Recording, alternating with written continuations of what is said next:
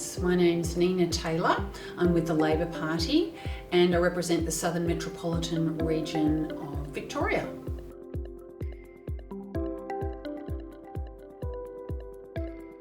Well, it's sort of an organic evolution. So I didn't start out at 18 saying, right, I'm going to be a politician.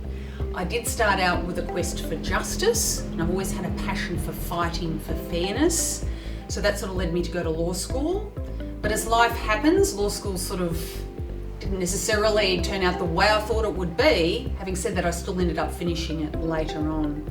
So I sort of meandered my way along through different careers. But fundamentally, there was that desire to help others. So I think that's what ultimately propelled me on the path to where I am now. So did law arts, went overseas, came back.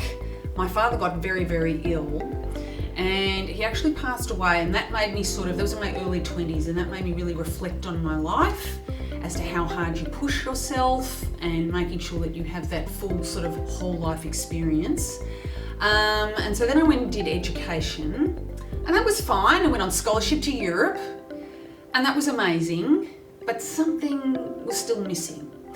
And then I thought I'd really like to complete that law degree, so I did that part-time while working in the pharmaceutical industry, which gave me a really great and deep sense of the healthcare system, the high demands on it, and chronic disease states. So that has also helped with my political path because, of course, healthcare is one of the very important elements of being a politician. And then I ended up going into the union movement, and I represented members of the Border Force who protect us on the borders literally, and people who process immigration. And then actually how I led to getting in a more political focus, being in the union movement is political inherently because you have to influence, was that a couple of friends said they were going to run for council, local council, and they said, why don't you do it as well? We're all in different areas, so we weren't relying on each other. We did our own campaigns, but one mate in particular just wanted other people to run alongside him.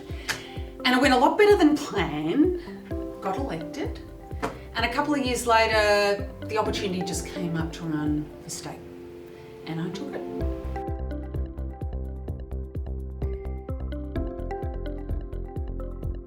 Yeah, so it really was a values-based decision. I must say I've always voted Labor. So fundamentally thinking of others, serving the community, bettering education and health, the environment, but also looking, sensibly managing the economy. These are things that were very important to me all the way along. When I had that experience in local government, I realised the amazing impact you can have on the local area, particularly when you're looking at creating more sustainability with transport and even the way we manage waste and so forth. These are issues that are very important to me. And so I just thought, well, if I run for state, that I can reach an even broader audience of people, and that was quite alluring from the point of view I can do even more good.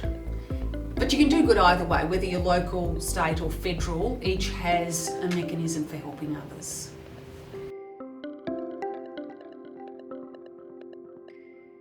The most rewarding aspect was actually being able to invigorate other members of the Labor Party, because Southern Metropolitan Region, there were some areas that we hadn't necessarily had a lot of representation, and it was about being able to give hope to people that we can win, that I can win. And when I was actually able to deliver and win, that just inspired them, because they're like, we can put work in, we can run a really good campaign, and we can get a great outcome.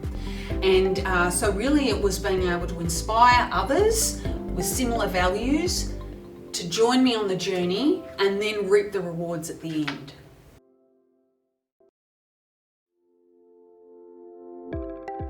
I think actually each time that I've run, so when I ran for local government, can I say there wasn't much planning ahead. It was literally like a couple of months before. It's like I broke the rules and I said, I'm going to run, I'm going to give it a shot. I went all out and I door knocked, and then I actually cried when I won because because I hadn't had that long lead in, it was just a beautiful surprise, and I felt it was an honour. So for me, just getting elected per se, and then being able to drive really great and bold policy reform whilst on council to do with transport matters and sustainability was very rewarding. And then I think, again, when I ran for the Southern Metropolitan Region, I was brought in fairly close to the mark and was given very modest expectations, only because we hadn't had a lot of representation. But I treated the electorate, so the 11 districts, as if they were all marginal, ran as hard as I could, and then when I got elected, it was just, again, a beautiful moment. But it's never about just that moment. So for me, they're achievements because it's literally against the odds that I was able to win. So I think for me, they're the most rewarding things. And now that I'm in Parliament, being able to say that if I fight really hard and don't worry about what people think so much, that I'm able to drive a progressive agenda. And you can actually measure that outcome, and you can see and you know what it's going to deliver for your community. So each time I put that effort in, don't worry about what people think, and getting that outcome is very fulfilling to me.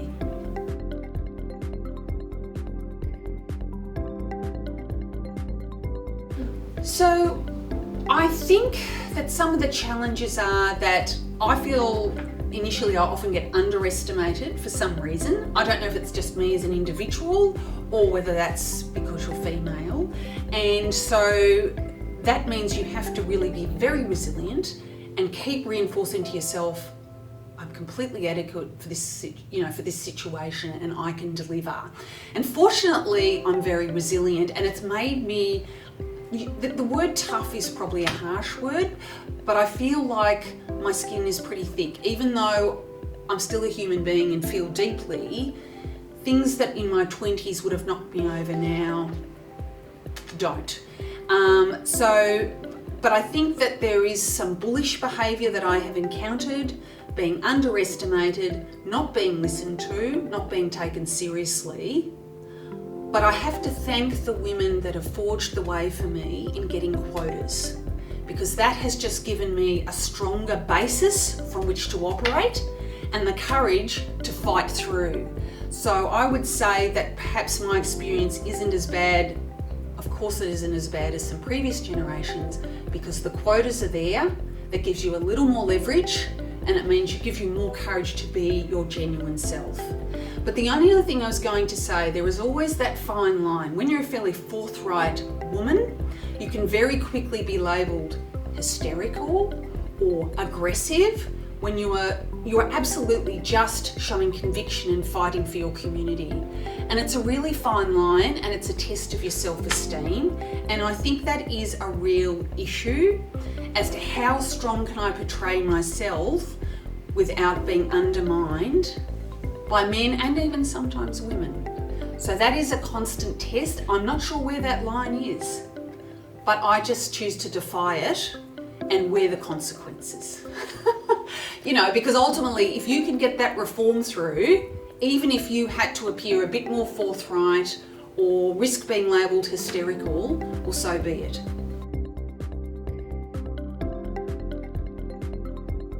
Yes, so I have to say full credit to the Labor Party. There is extensive reform underway and continuing to help in terms of driving gender equity and equal pay, in terms of procurement, making sure that organisations that get contracts can prove that they are providing gender equity or have policies in place to foster that environment in workplaces. I know recently you might have seen the gender equity bill that was passed, and part of that is really putting the public service on notice, not to be critical of them, but to say, hey, have you got the policies in place that are going to deliver a fair and reasonable outcome in terms of pay, but also in terms of representation of women in your workforce.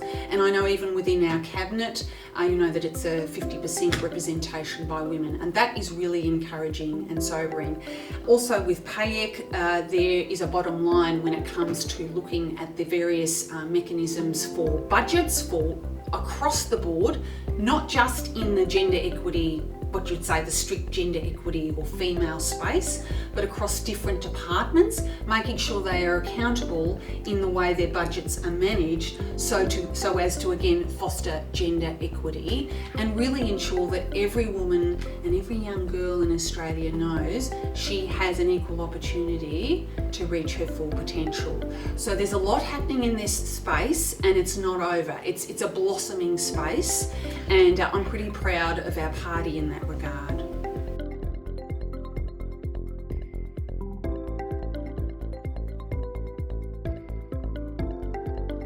So there have been instances, I have to be honest about that. I probably won't draw on specific ones so as to reveal individuals and the like. I certainly, I think it's actually can be quite hurtful, and it can also be quite degrading to your self-esteem and your sense of value and worth and where you sit in the world, and for all the work that you put in as are you really taken seriously?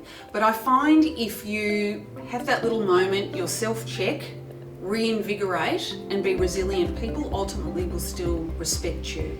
So it really, to me, is about a test of your self-esteem ultimately, and I just refuse to roll over. And I found if you refuse to roll over, there is always a way through. And having that confidence from experience is very empowering.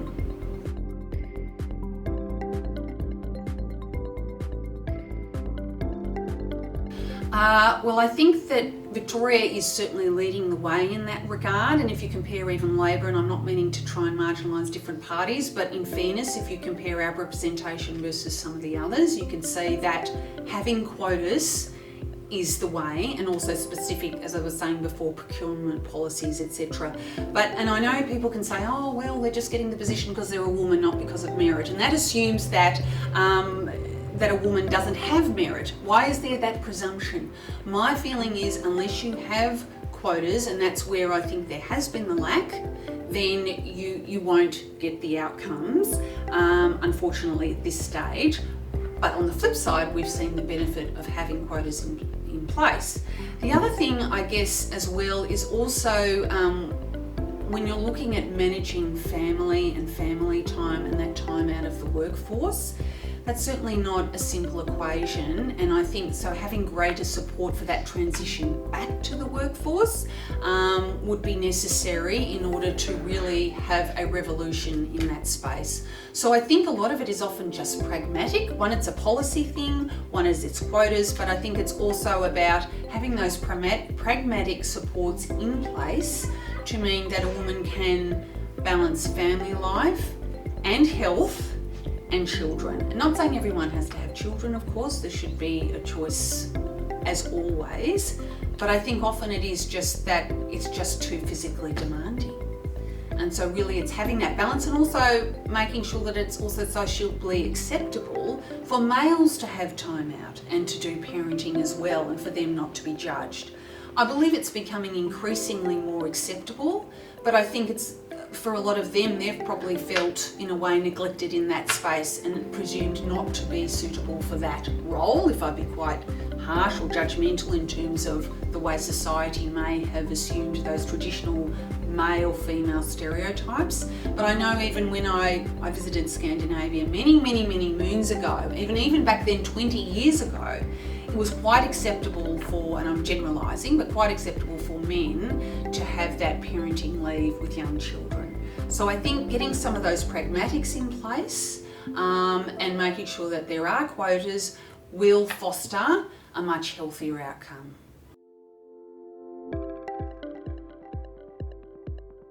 Oh, that's a big question, isn't it? So I think the most important thing is really working on your self-esteem and being really self-aware and not immediately taking criticism that is unconstructive as opposed to unconstructive and taking a step back. So it's really, I would say, about being resilient and really honouring yourself.